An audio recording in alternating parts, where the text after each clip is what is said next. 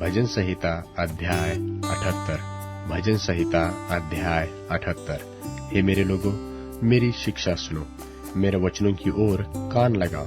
मैं अपना मुंह नीति वचन करने के लिए खोलूंगा। मैं प्राचीन काल की गुप्त बातें कहूंगा, जिन बातों को हमने सुना और जान लिया और हमारे बाप दादों ने हमसे वर्णन किया है, उसे हम उसकी संतान से गुप्त न रखेंगे, परंतु होनहार पीढ़ी के लोगों से यहोवा का गुणवादन और उसके सामर्थ्य और आश्चर्य कर्मों का वर्णन करेंगे। उसने तो याकूब में एक चितौनी ठहराई और इस्राएल में एक व्यवस्था चलाई। उसके विषय उसके हमारे पितरों को आज्ञा दी कि तुम इन्हें अपने लड़के बालों को बताना, इसलिए कि आने वाली पीढ़ी के लोग अर्थात जो लड़के बाले उत्पन्न होने वाले हैं, वे इन्हें जाने और अपने अपने लड़के बालों से इस बात का बखान करने में उद्यत हो, जिससे वे परमेश्वर का आसरा करें और परमेश्वर के बड़े कामों को भूल न जाए और उसकी आज्ञाओं का पालन करते रहे और अपने पितरों के समान न हो, क्योंकि उस पीढ़ी के लोग तो हठीले और झगड़ालू थे और उन्होंने अपना मन दृढ़ न किया था और न उनकी आत्मा परमेश्वर की ओर सच्ची रही। एफ्राइमियों ने तो शस्त्रधारी और धनुर्धारी होने पर भी युद्ध के समय पीठ दिखा दी। उन्होंने परमेश्वर की वाचा पूरी नहीं की और उसकी व्यवस्था पर चलने से इनकार किया और उसके बड़े कामों को और जो आश्चर्य कर्म उसने उनके सामने किए थे, उनको भुला दिया। उसने तो उनके बाप दादों के सन्मुख मिस्र देश के सोअन के मैदान में अद्भुत कर्म किए थे। उसने समुद्र को 2 भाग करके उन्हें पार कर दिया और जल को ढेर किनारे खड़ा कर दिया। और उसने दिन को तो बादल के खंभों में और रात भर अग्नि के प्रकाश के द्वारा उनकी अगुवाई की। वह जंगल में चट्टाने फाड़कर उनको मानो गहरे जलाशयों से मनमाने पिलाता था। उसने चट्टान से भी धाराएं निकाली और नदियों का सा जल बहाया, तो भी वे फिर उसके विरुद्ध अधिक पाप करते गए और निर्जल देश में परम प्रधान के विरुद्ध उठते रहे और अपनी चाह के अनुसार भोजन मांगकर मन ही मन परमेश्वर की परीक्षा की। और वे परमेश्वर के विरुद्ध बोले और कहने लगे, क्या परमेश्वर जंगल में मेज लगा सकता है? उसने चट्टान पर मार के जल बहा तो दिया और धाराएं उमड़ चली, परंतु क्या वह रोटी भी दे सकता है? क्या वह अपनी प्रजा के लिए मांस भी तैयार कर सकता है? यहोवा सुनकर क्रोध से भर गया। तब याकूब के बीच आग लगी और इस्राएल के विरुद्ध क्रोध भड़का, इसलिए कि उन्होंने परमेश्वर पर विश्वास नहीं रखा था, न उसकी उद्धार करने की शक्ति पर भरोसा किया। तो भी उसने आकाश को आज्ञा दी, स्वर्ग के द्वारों को खोला और उनके लिए खाने को मान बरसाया और उन्हें स्वर्ग का अन्न दिया। उनको शूरवीरों की सी रोटी मिली। उसने उनको मनमाने भोजन दिया। उसने आकाश के पूर्वाई को चलाया और अपनी शक्ति से दक्षिण बहाई और उसके लिए मांस धूलि की सिनाएं बहुत बरसाया और समुद्र के बालों के समान अनगिनत पक्षी भेजे और उनकी छावनी के बीच में उनके निवासों के चारों ओर गिराए और वे खाकर अति तृप्त हुए और उसने उनकी कामना पूरी की। उनकी कामना बनी ही रही। उनका भोजन उनके मुंह ही में था कि परमेश्वर का क्रोध उन पर भड़का और उसके उनके हष्टपुष्ट को घात किया और इस्राएल के जवानों को गिरा दिया। इतने पर भी वे और अधिक पाप करते गए और परमेश्वर के आश्चर्य कर्मों की प्रतीति न की।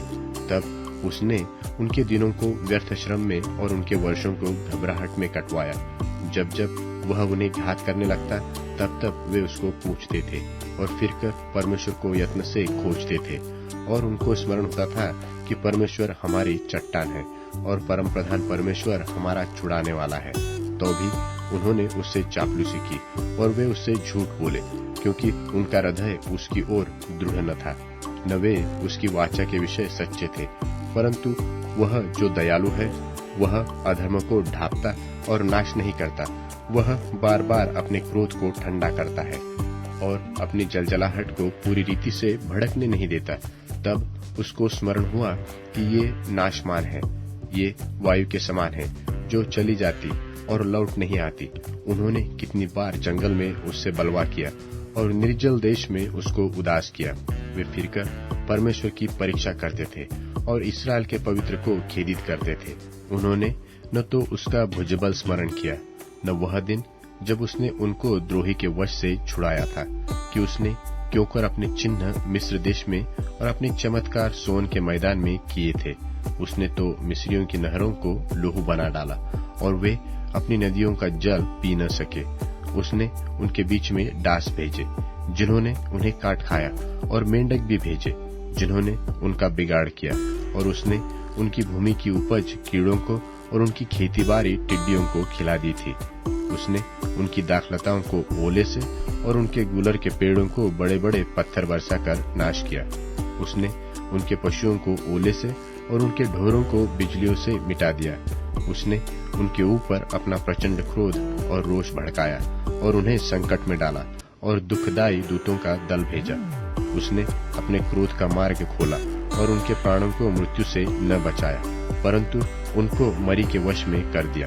और मिस्र के सब पहिलौठों को मारा जो हाम के डेरों में पौरुष के पहले फल थे, परंतु अपनी प्रजा को भेड़ बकरियों की नाई पयान कराया।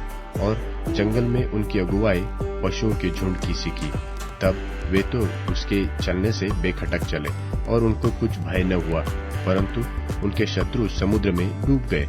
और उसने उनको अपने पवित्र देश के सिवाने तक इसी पहाड़ी देश में पहुंचाया जो उसने अपने दाहिने हाथ से प्राप्त किया था। और उसने उनके सामने अन्य जातियों को भगा दिया और उसकी भूमि को डोरी से माप माप कर बांट दिया और इसराइल के गोत्रों को उनके डेरों में बसाया। परंतु उन्होंने परम प्रधान परमेश्वर की परीक्षा की और उससे बलवा किया और उसकी चितौनियों को न माना और मुड़कर अपने पुरखों की नाई विश्वासघात किया।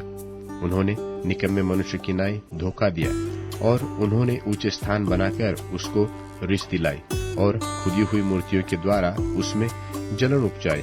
परमेश्वर सुनकर रोष से भर गया और उसने इसराइल को बिल्कुल तज दिया और शिलो के निवास अर्थात उस तंबू को जो उसने मनुष्यों के बीच खड़ा किया था त्याग दिया और अपनी सामर्थ्य को बंधुआई में जाने दिया और अपनी शोभा को द्रोही के वश में कर दिया और अपनी प्रजा को तलवार से मरवा दिया और अपने निज भाग के लोगों पर रोष से भर गया। उनके जवान आग से भस्म हुए और उनकी कुंवारियों के विवाह के गीत न गाए गए। उनके याजक तलवार से मारे गए और उनकी विधवाएं रोने न पाई। तब प्रभु मानो नींद से चौंक उठा और ऐसे वीर के समान उठा जो दाख मधु पीकर ललकारता हो, और उसने अपने द्रोहियों को मारकर पीछे हटा दिया और उनकी सदा की नामधराई कराई। फिर उसने यूसुफ के तंबू को तज दिया और एफ्राइम के गोत्र को न चुना, परंतु यहूदा ही के गोत्र को, और अपने प्रिय सिय्योन पर्वत को चुन लिया और अपने पवित्र स्थान को बहुत ऊंचा बना दिया और पृथ्वी के समान स्थिर बनाया, जिसकी नेव उसने सदा के लिए डाली है। फिर उसने अपने दास दाऊद को चुनकर भेड़शालाओं में से ले दिया। वह उसको बच्चे वाली भेड़ों के पीछे पीछे फिरने से ले आया। फिर वह उसकी प्रजा याकूब की अर्थात उसके निज भाग इसराइल की चरवाही करे।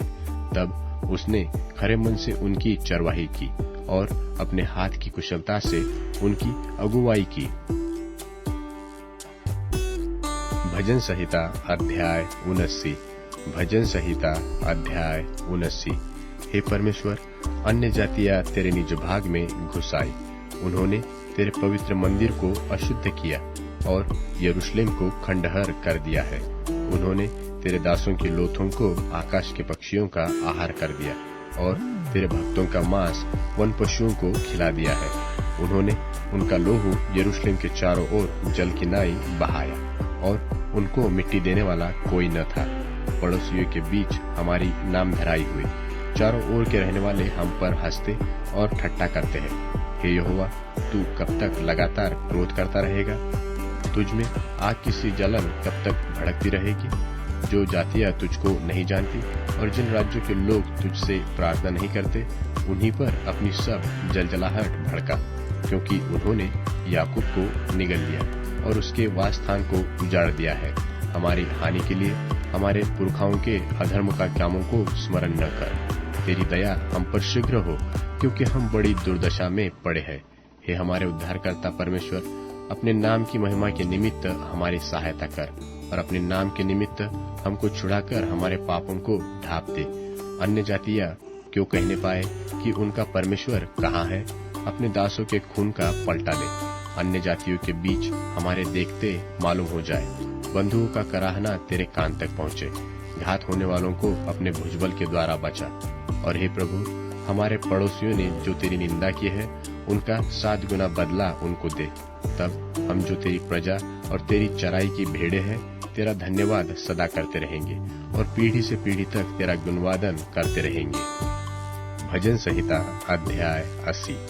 भजन संहिता अध्याय 80। हे इस्राएल के चरवाहे, तू जो यूसुफ की अगुवाई भेड़ों की सी करता है, कान लगा। तू जो करूबों पर विराजमान है, अपना तेज दिखा। एफ्रीम, बिन्यामीन और मनुष्य के सामने अपना पराक्रम दिखाकर हमारा उद्धार करने को आ। हे परमेश्वर, हमको जो कि त्यों कर दे और अपने मुख का प्रकाश चमका, तब हमारा उद्धार हो जाएगा। हे सेनाओं के परमेश्वर यहोवा, तू कब तक अपनी प्रजा की प्रार्थना पर क्रोधित रहेगा? तूने आंसुओं को उनका आहार कर दिया और मटके भर भर के उन्हें आंसू पिलाए हैं। तू हमें हमारे पड़ोसियों के झगड़े का कारण कर देता है और हमारे शत्रु मनमाने ठट्टा करते हैं। हे सेनाओं के परमेश्वर, हमको जो कि त्यों कर दे और अपने मुख का प्रकाश हम पर चमका, तब हमारा उद्धार हो जाएगा। तू मिस्र से एक दाखलता ले आया और अन्य जातियों को निकालकर उसे लगा दिया। तूने उसके लिए स्थान तैयार किया है और उसने जड़ पकड़ी और फैलकर देश को भर दिया। उसकी छाया पहाड़ों पर फैल गई और उसकी डालियां परमेश्वर के देवदारों के समान हुई। उसकी शाखाएं समुद्र तक बढ़ गई और उसके अंकुर महानद तक फैल गए। फिर तूने उसके बाड़ों को क्यों गिरा दिया कि सब बटोही उसके फलों को तोड़ते हैं। बनसूअर उसको नाश किए डालता है और मैदान के सब पशु उसे चर जाते हैं। हे सेनाओं के परमेश्वर, फिरा, स्वर्ग से देखकर ध्यान दे और दाखलता की सुधि ले। और जो पौधा तूने अपने दाहिने हाथ से लगाया और जिस लता की शाखा तूने अपने लिए दृढ़ की है, उसकी सुधि ले। वह जल गई, वह कट गई है। तेरी घुड़की से वे नाश होते हैं। तेरे दाहिने हाथ के संभाले हुए पुरुष पर तेरा हाथ रखा रहे, उस आदमी पर जिसे तूने अपने लिए दृढ़ किया है। तब हम लोग तुझसे न मुड़ेंगे। तू हमको जिला और हम तुझसे प्रार्थना कर सकेंगे। हे सेनाओं के परमेश्वर यहोवा, हमको जो कि त्यों कर दे और अपने मुख का प्रकाश हम पर चमका, तब हमारा उद्धार हो जाएगा। थिस्सलुनीकियों के नाम पौलुस प्रेरित की पहली पत्री, 4 अध्याय। निदान हे भाइयों, हम तुमसे विनती करते हैं और तुम्हें प्रभु यीशु में समझाते हैं कि जैसे तुमने हमसे योग्य चाल चलना और परमेश्वर को प्रसन्न करना सीखा है और जैसा तुम चलते भी हो वैसे ही और भी बढ़ते जाओ, क्योंकि तुम जानते हो कि हमने प्रभु यीशु की ओर से तुम्हें कौन कौन सी आज्ञा पहुंचाई। क्योंकि परमेश्वर की इच्छा यह है कि तुम पवित्र बनो, अर्थात व्यभिचार से बचे रहो, और तुम में से हर एक पवित्रता और आदर के साथ अपने पात्र को प्राप्त करना जाने।